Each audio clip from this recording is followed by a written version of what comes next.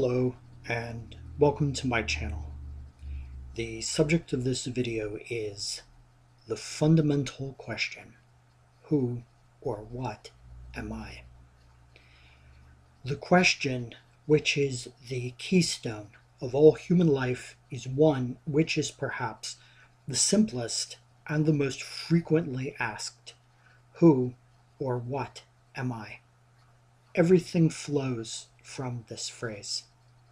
The ethics and values of a culture stem from its dominant metaphysical view of man. Those systems which view human nature as inherently sinful tend to create more totalitarian societies, while those with the more optimistic view of human potential are more open and expansive. Thus, it is not only a highly personal question, but one with wide ramifications for society as well. The dominant answer bequeathed to us, like some cursed relic in the ruined mansion of Western civilization, is given in the context of physical monism. Man is a biological machine in a dead cosmos. We are nothing more than the products of the random and accidental bumping of atoms over eons. The separate types of biomachines which somehow emerged from this process are programmed by instincts and driven by fundamental material needs alone to compete for resources.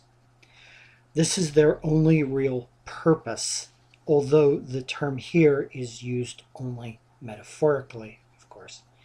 It might be better to speak in terms of drives alone.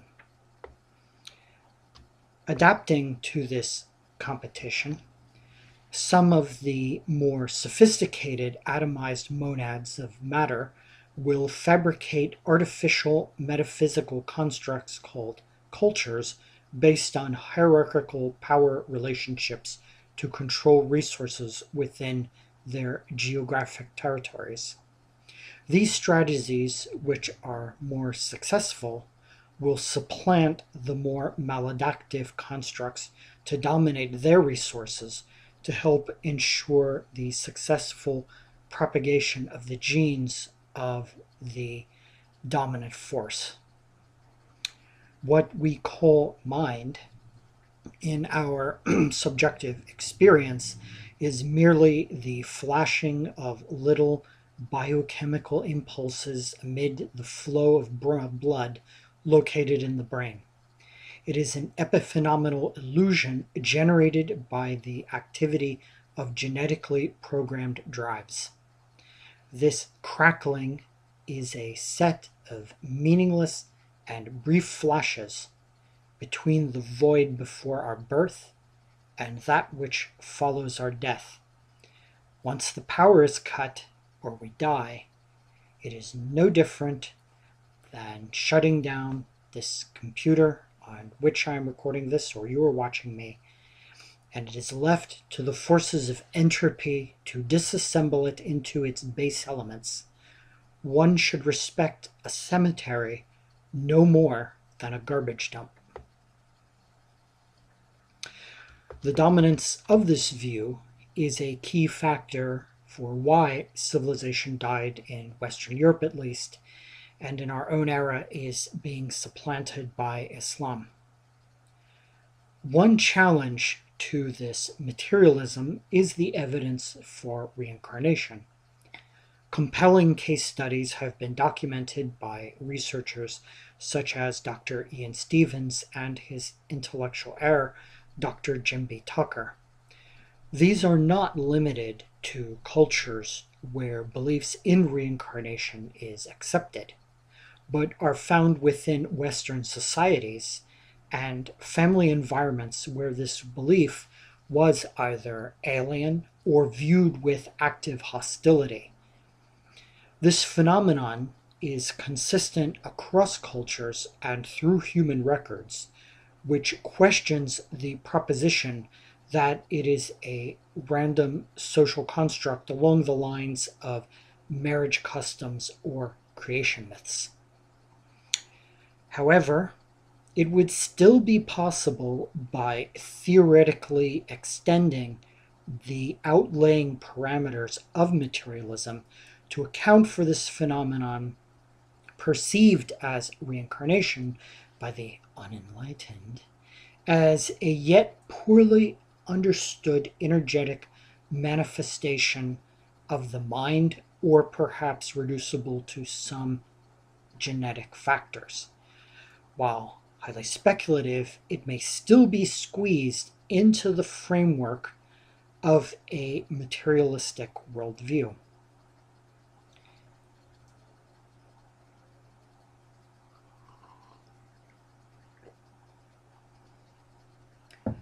Even in a materialistic context, this data would seem to indicate the mind is, at least potentially, more than just an emanation of sets of drives and instincts. A synonym for mind is ego. Thus, we might ask, are we really our ego?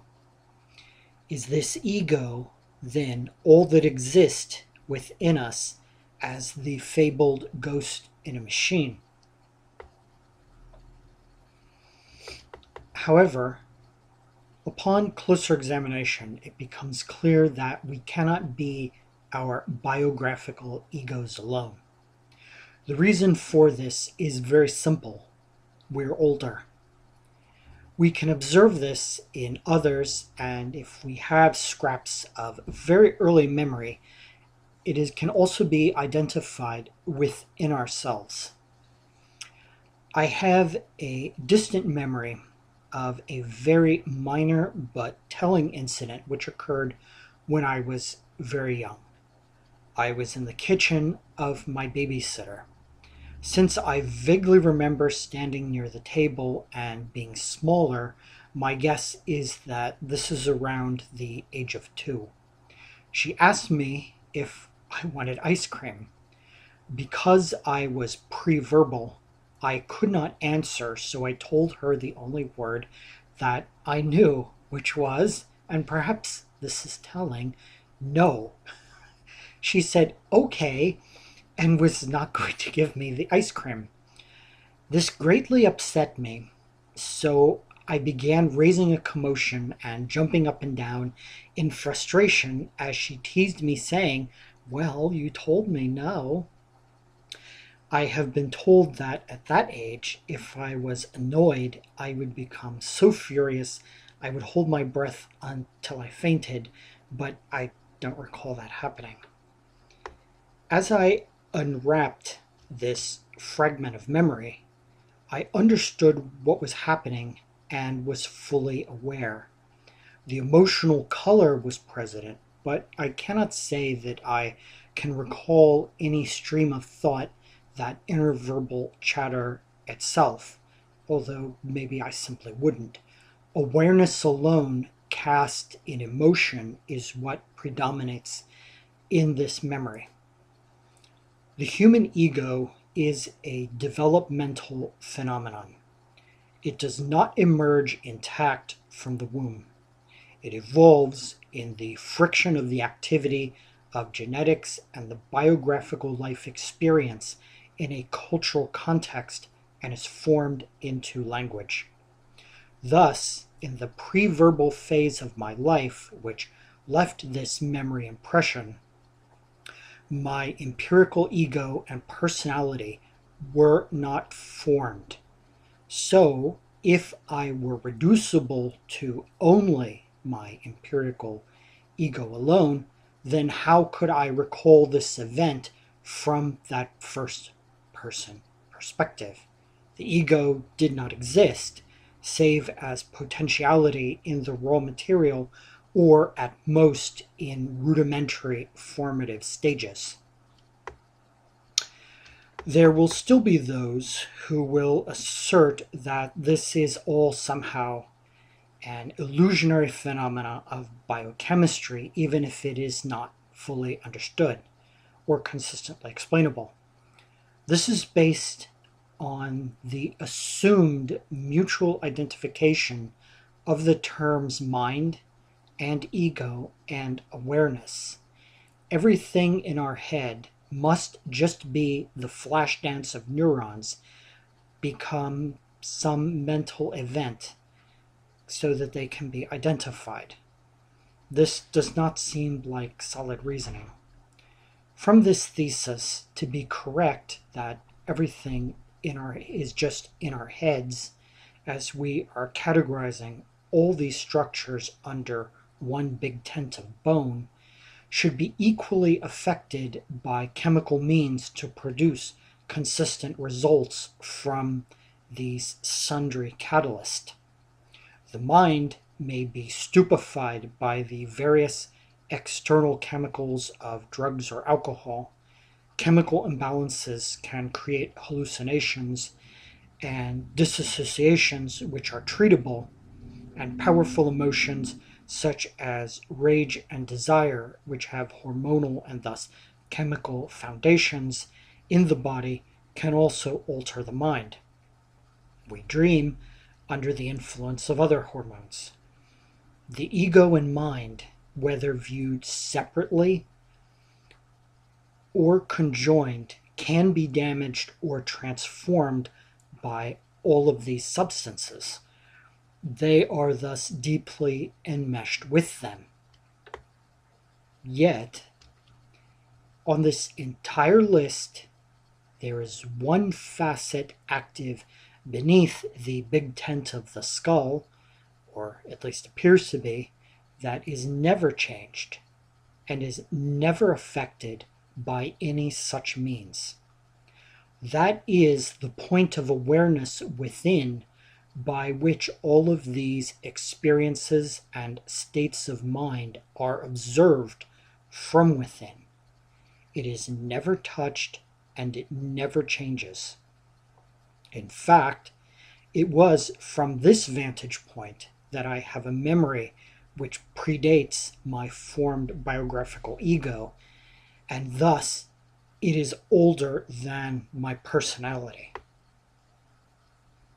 This can be discovered by dissecting the states of mind in the examples used in our thought experiment.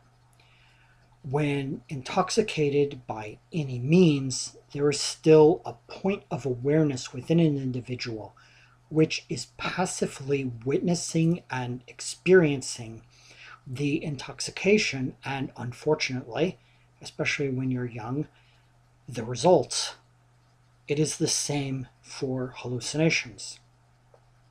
Were I to hallucinate a giant buzzsaw rolling down Market Street, which cut me in half, there is still a point of awareness within me, that is, again, passively witnessing and experiencing this phenomenon.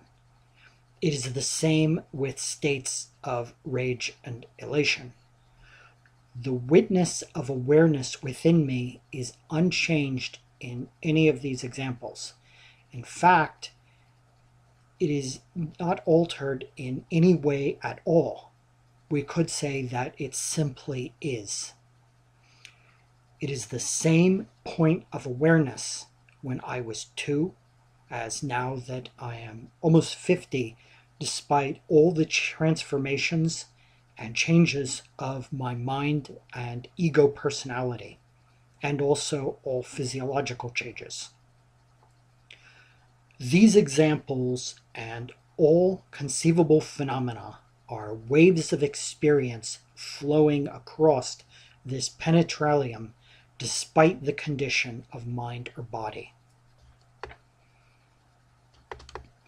Clearly, something else within me must be occupying this central point. While they were present, it could not be the emotions, as they are reactive physiological states, nor could it be attributed to my senses, which are only tools of perception which input isolated streams of data which must be synthesized and constructed by my evolutionary monkey brain. But what experiences this mental construct of the senses? If it is not subject to physiological influences, then what is it within the mind-body complex? In some theological traditions, this would be called the spirit. Thus, perhaps what we really are in answer to our question is reducible to this term rather than simply coarse matter. This is often associated with the etheric body. Such interpretations exist in modifications in both Western and Eastern thought. It is this etheric body which absorbs impressions and retains seeds of unfulfilled desires, which is the vehicle of reincarnation, in some views at least. Thus, it could account for that data. This view is rejected by Western materialists as being the sum total of combined sets of misunderstandings and errors. Although, in answer to our question, they do not seem to have exactly set forth a golden key themselves, as they have no basic model which can explain human consciousness after 2,500 years of Western materialistic thought. There is no model of human consciousness which is accepted by Western philosophers and medical researchers along the same line as an accepted view of how the kidneys work, despite the fact that both are viewed as purely mechanical. As consistency is the hallmark of nature, there is no reason for a vast gulf to exist between these two physiological systems, if in fact consciousness is just material. However, even those who report altered states of awareness, such as mental and astral projection or unusual meditative states, which are associated with this spirit separated from matter, it is simply begging the question by identifying this spirit with the inner point of awareness we have uncovered in the study. This is because it is merely substituting the etheric body for the physical body, which are both objects of experience, but not the subject which experiences. This same point of awareness within us that waits for a train to go to work on time is the same which astral projects to other etheric geographies. These alternative experiences in themselves are no more enlightened or advanced than those of the physical world, only different. All this does is shift the issue to another state, but leaves the core question itself intact.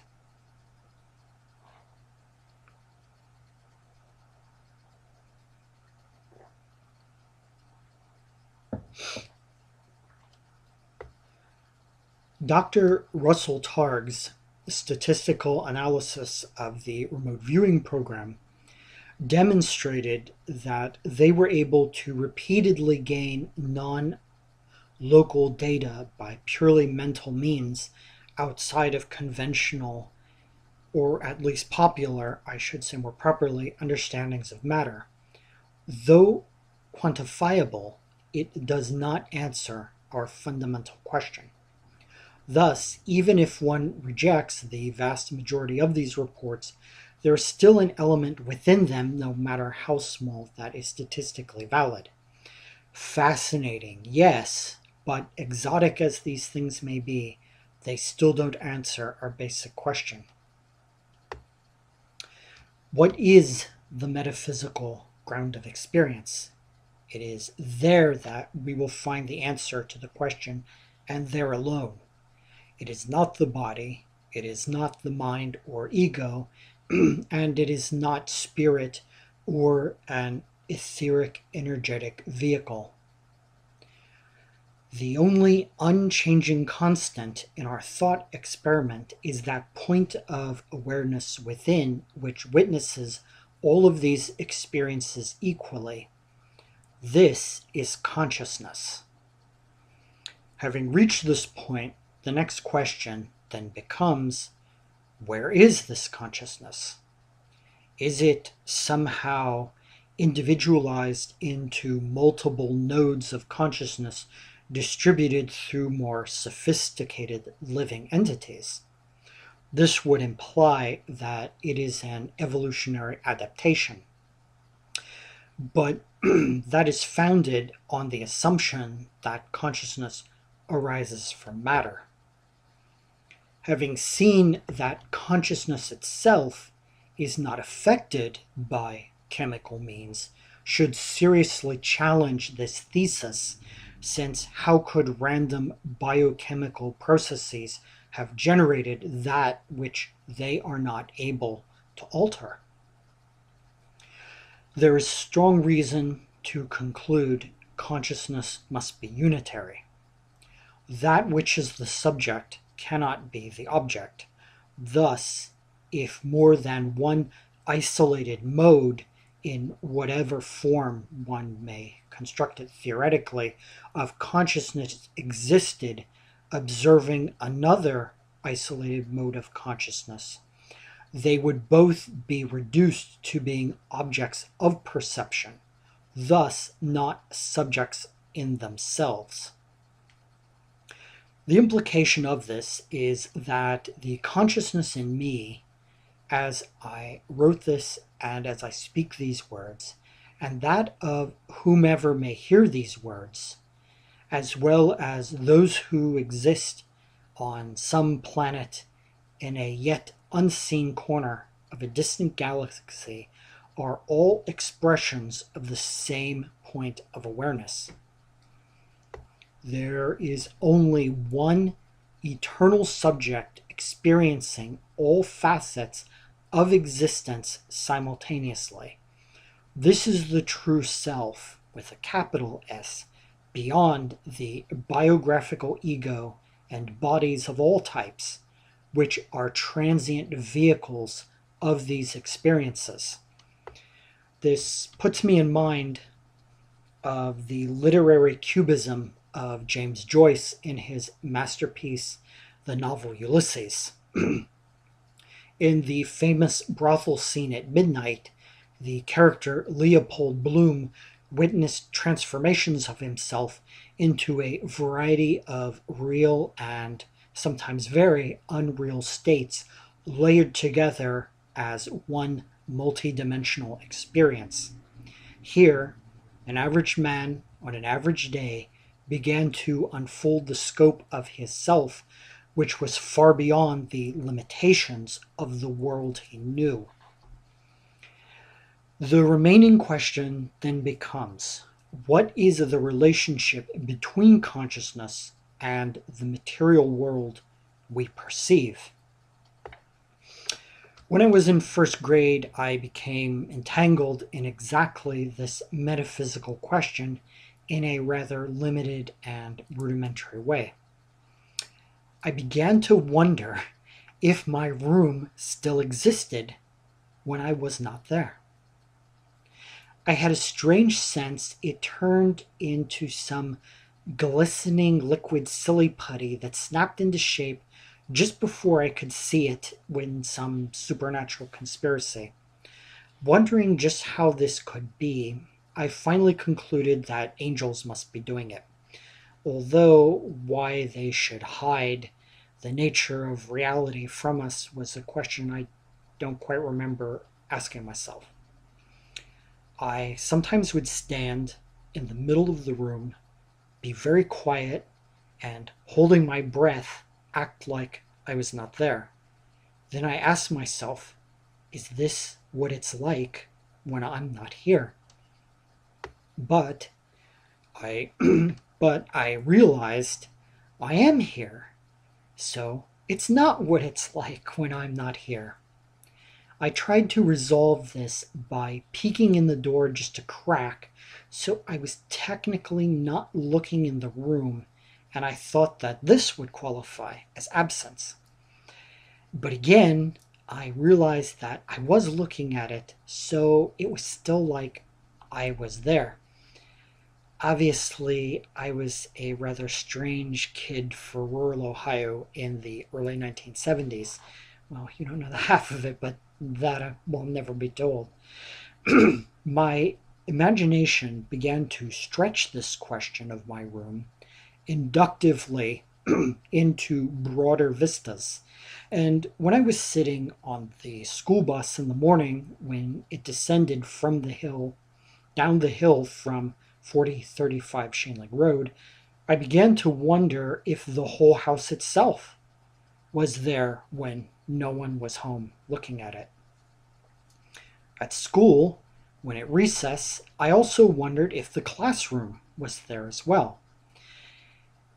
It was there at Morgan's school in Okeana that this all came to a culmination. One day, when we were at recess, I decided I would investigate if the classroom was there. I told our teacher, Mrs. Martin, I believe it was, that I had left something in the room and went back. I have a very strong memory of the sensations when I entered the room. This was normally a very active space, but now it was completely silent and empty of anyone but myself. The void was palpable. I had never experienced it in this state. It seemed to be the same, yet it was very different. Because it was so different from my associations with it, I began to think that I was in the wrong classroom and that I would be in trouble. Yet, I knew the number was correct.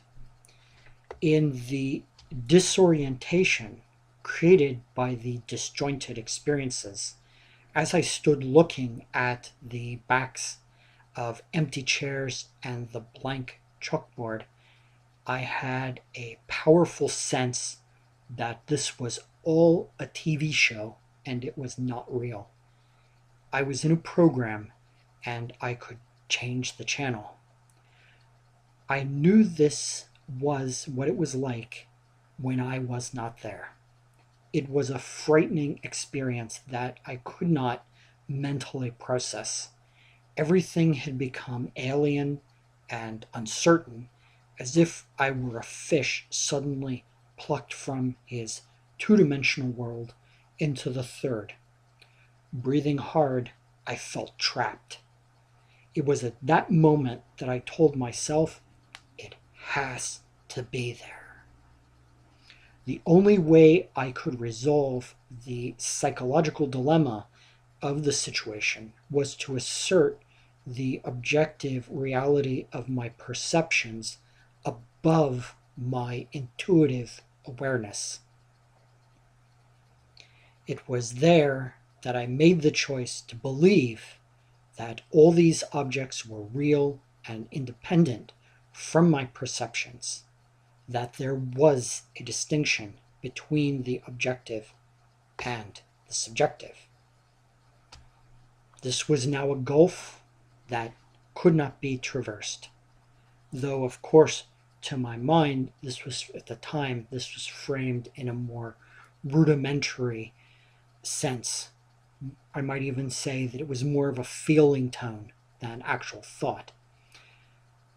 When I left that classroom and returned to the playground, I was a fallen being who had eaten of the apple of duality. For me, it was not desire, but fear which caught me. It was an existential fear of just how alien the world was to me. But I was wrong in this conclusion. I was wrong because observation does affect reality. It is not separate from the conscious observer. This shows us the relationship between consciousness and the world.